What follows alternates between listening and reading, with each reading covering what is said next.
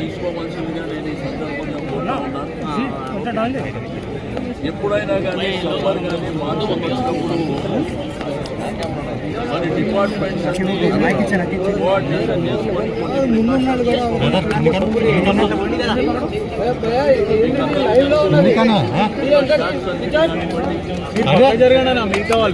AC compressor కానివ్వండి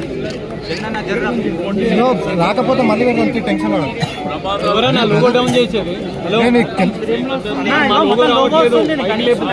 ఉన్నప్పుడు మరి కేటీఆర్ గారు సంస్థ ఏర్పాటు చేయడం జరిగింది.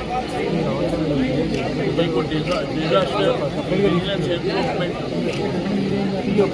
వాళ్ళన్నీ ఎక్విప్మెంట్స్తోని మరి ప్రాపర్గా ఇమ్మీడియట్గా తీసుకోవాల్సినటువంటి ప్రికాషన్స్ విషయంలో వాళ్ళని పర్ఫెక్ట్గా ట్రైన్ చేసినటువంటి సందర్భం. అయితే ఇవి ఏంటంటే మామూలుగా వచ్చింది ఎండాకాలంలో వానాకాలంలో ఇటువంటి ప్రమాదాలు వస్తుంటాయి.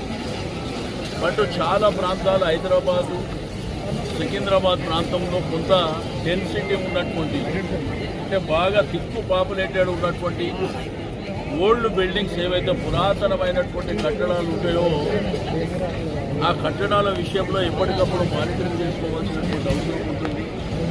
లోపలికి వెళ్తే చాలా భయానకమైనటువంటి పరిస్థితి. ఎందుకంటే షాపులు కూడా అంత ఉన్నాయి.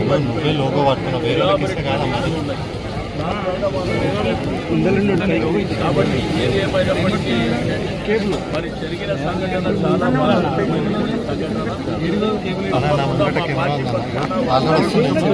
అండగా ఉంటామని చెప్పి నేను ఈ సందర్భంగా కొంత ఆక్సిజన్ అందరూ కూడా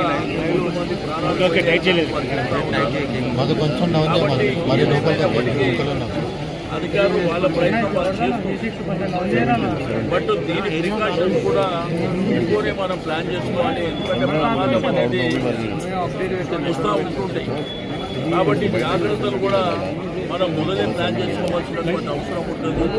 అంటే ఈ ఇన్సిడెంట్ విషయంలో ప్రత్యేకంగా నేను చెప్పలేను, కానీ ఓవరాల్గా జరుగుతున్నటువంటి మరి ప్రమాదాల విషయంలో అలర్ట్గా ఉండవలసినటువంటి అవసరం ఉన్నది. నేను సేమ్ టైం ప్రజలకు కూడా రిక్వెస్ట్ చేస్తున్నాను, ఏదైతే రెసిడెన్షియల్ కావచ్చు కమర్షియల్ కావచ్చు మనం కూడా మన ప్రికాషన్స్ మనం తీసుకోవాల్సినటువంటి అవసరం ఉంటుంది. ఎందుకంటే ఫైర్ సేఫ్టీ విషయంలో జాగ్రత్త ఉండవలసినటువంటి అవసరం ఉంటుంది. షార్ట్ సర్క్యూట్ విషయంలో జాగ్రత్తలు తీసుకోవాల్సినటువంటి అవసరం ఉంటుంది. ఈ ఏసీలు పాతకాలం ఏసీలు కానీ పురాతన